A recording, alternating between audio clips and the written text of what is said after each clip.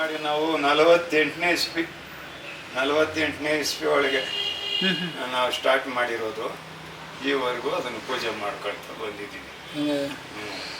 40 ವರ್ಷಕ್ಕಿಂತ ಹಳೇ ಇದು ಹಳೆ ಇದು ಕಳಶ. ಆವತ್ತಿನಿಂದನೂ ಕಳಶ ಪೂಜೆ ಇಲ್ಲಿ ಪ್ರಥಮ. ಸ್ವಲ್ಪ ಕಾಸು ಕೇಳಿದ್ರು, ಆವಾಗ ನಾನು ಯಾವುದೋ ಕಾಸು ಇತ್ತು, ಒಂದು 800 ರೂಪಾಯಿ ಕಾಸು ಕೊಟ್ಟಿದ್ದೆ.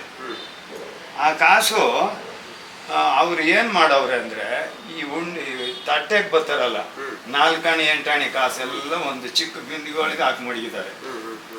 ನಾವು ಇದನ್ನ ಇಲ್ಲಿ ಪ್ರಯತ್ನ ಮಾಡಿ ಕಟ್ಟೋವಾಗ ಗೊತ್ತಿತ್ತು ಅವ್ರಿಗೆ, ಇಲ್ಲೆಲ್ಲ ಸ್ತೋಪ್ ಇತ್ತಲ್ಲ ಸೆಂಟ್ರ್ನಲ್ಲಿ ನಮ್ದಿರುವ. ಆಮೇಲೆ ಸ್ವಾಮಿ ಇಲ್ಲಿ ಆಶ್ರಮ ಕಟ್ತೀನಿ ಅಂದಾಗ ಕಟ್ಟೋ ಅಂತಂದ್ರು.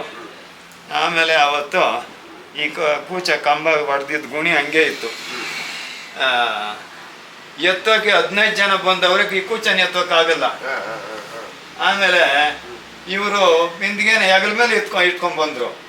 ಏನೋ ನೀರೋ ಏನೋ ಪಾಣ್ಕನ ತರ್ತಾರೋ ಸ್ವಾಮಿಗಳ ಅಂತ ಕಾಣ್ತಾ. ಇದು ದುಡ್ಡು ಯಾವತ್ತೂ ತಗೊಂಡಿರೋ ದುಡ್ಡು ಇತ್ತಲ್ಲ, ಇದನ್ನ ಕೊಡೋಕೆ ಬರ್ತಾವ್ರೆ.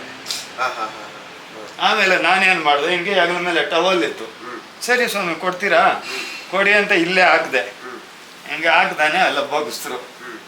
ಬಗ್ಸಿದಾಗ ನಾವು ಎಣ್ಸೋಕೆ ಹೋಗ್ಲಿಲ್ಲ, ಒಂದು ಸ್ವಲ್ಪ ಗುಂಡಿಗೆ ತಳ್ಳಿಬಿಟ್ಟೆ ಕಾಸನ್ನ. ಇನ್ನು ಮಿಕ್ಕಿದ್ದು ಎತ್ತಿ ಮಡ್ಕೊಂಡೆ. ಆಮೇಲೆ 3 ಜನ ಎತ್ತು ನಿಲ್ಸ್ಬಿಟ್ರು ಕೂಚನ. 15 ಜನನ ಎತ್ತಕ್ಕಾಗ್ದಿರ ಇರೋ ಕೂಚ ಇದು ಹಿಂಗಾದ್ಮೇಲೆ 3 ಜನ ಎತ್ತು ನಿಲ್ಲಿಸ್ಬಿಟ್ರು.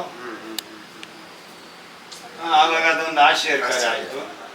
ಮತ್ತೆ ನಿಮ್ಮ ಈ ತಾಯಿಯವ್ರ ತಂದೆ ಅವ್ರು ಬಂದಾಗ ನಾವು ಆರಾಧನೆ ಮಾಡ್ತಾ ಇದ್ವಿ, ದೊಡ್ಡ ಆರಾಧನೆ. ಆ ವರ್ಷ ಸುಮಾರು ಜನ ಸೇರಿತ್ತು, ಸುಮಾರು ಪಂಡ್ರ ಭಜನೆಗಳು, ಸುಮಾರು 2000 ಜನ ಊಟ, ಕೊಪ್ಪರಿಗೆ ಒಳಗೆ ಮುದ್ದಿಗಳು ತೋರಿಸಿದ್ವು, ಹಿಂಗಿತ್ತು. ಆವಾಗ ಇವ್ರು ಬಂದು ಈ ಆಂಜನೇಯನ ಇಟ್ಟಿದ್ರಲ್ಲ ಅಜ್ಜಿ, ಆ ಹಳೆ ಆಂಜನೇಯನ, ಆ ಆಂಜನೇಯನ ಬಗ್ಗೆ ಸ್ವಲ್ಪ ಬೇಜಾರುಗಳಾಗಿತ್ತು. ಆ ಅಜ್ಜಿ ಇದನ್ನ ಕೀಳ್ತಾರಂತೆ ಅಂತ ಸ್ವಾಮಿಗಳಿಗೆ ಹೇಳ್ಬಿಟ್ಟಾರೆ ನಿಮ್ಮ ತಾತವ್ರಿಗೆ. ಅದು ಹೆಂಗೆ ಕೀಳ್ತಾರೆ ಅದನ್ನ ಅಂತ, ಅಂದರೆ ಭಿನ್ನ ಆಗಿತ್ತು ದೇವರು, ಅದನ್ನ ಕೀಳ್ಬೇಕು ಅಂತ ನಮ್ಮ ಭಾವನೆ ಇತ್ತು. ಭಿನ್ನ ಆಗಿರೋ ದೇವ್ರನ್ನ ಇಡಬಾರ್ದು ನಮ್ಮದು, ಇಲ್ಲ ಅದು ಹಂಗೆ ಇರ್ಬೋದು ಅಂತ ಈ ಅಜ್ಜಿ. ಆವಾಗ ಅದರಲ್ಲಿ ಬಂದು ಇವರು ಸ್ವಲ್ಪ ಇದು ಮಾಡಿದ್ರು. ನಾವೇನು ಕೋಪ ಮಾಡ್ಕೊಳ್ಳಿಲ್ಲ. ಆಮೇಲೆ ಒಂದು ದೊಡ್ಡ ತಾಂಬಾಳ ತರಿಸಿ ಅದರಲ್ಲಿ ಇವ್ರನ್ನ ನಿಲ್ಲಿಸಿ ಪಾದ ತೊಳೆದು, ಬಿಂದಿಗೆ ಒಳಗೆ ನೀರು ಹಾಕಿ ಪಾದ ತೊಳೆದು ನಾವು ನೀರೆಲ್ಲ ಪ್ರೋಕ್ಷಣೆ ಮಾಡ್ಕೊಂಡು ಅವಾಗ ಒಳಗೆ ಕರ್ಕೊಂಡ್ಬಂದ್ವಿ. ಇಲ್ಲಿ ಬರ್ತಾ ಈ ಬಾಗಿಲಿನಲ್ಲಿ ನಿಲ್ಲಿಸಿ ಹಾರ ಹಾಕಿದ್ವಿ, ಒಳಗಡೆ ಕರ್ಕೊಂಬಂದು ಶಾಲ್ವು ಹಾಕಿದ್ವಿ. ಆಮೇಲೆ ಪೀಠೆ ಹಾಕಿ ಕುಂಡ್ರಿಸಿ ಈ ಹಣವನ್ನು ಅವ್ರಿಗೆ ಅಭಿಷೇಕ ಮಾಡಿದ್ವಿ. ಆವಾಗ ಅವ್ರ ಕೋಪ ಶಾಂತಿ ಆಗೋಯ್ತು. ಆವಾಗ ಇದು ಮೊದಲಿದ್ದು ಕೋಪ ಆಗಲಿಲ್ಲ, ಅವಾಗ ಶಾಂತಿ ಆಗ್ಬಿಟ್ರು. ಆಮೇಲೆ ನೀನು ಈ ಸೇವೆಯನ್ನು ಮುಂದುವರ್ಸ್ಕೊಂಡು ಹೋಗಪ್ಪ ಅಂತೇಳಿ ಆಗಲೇ ನಿಮ್ಮವ್ರನ್ನೆಲ್ಲ ಕರೆಸ್ಬಿಟ್ಟು 5-6 ಜನನ ಯಜ್ಞ ಶುರು ಮಾಡಿದ್ರು ಇಲ್ಲಿ. ಅವತ್ತೇ ಸ್ಟಾರ್ಟ್ ಮಾಡಿದ್ದು. ಓಮ್ಗಳು ನಿನ್ನ ಜೀವಮನೆ ಇರೋವರೆಗೂ ಓಮ್ಗಳು ನಡ್ಸ್ಕೊಂಡು ಹೋಗಯ್ಯ, ನೀನು ಕಾಪಾಡ್ದದ ಅಂತೇಳಿ ಆವತ್ತು ನಿಮ್ಮ ತಾತ ಕೊಟ್ಟಿದ್ದೆ ಈ ಹೋಮ ಮಾಡೋದು.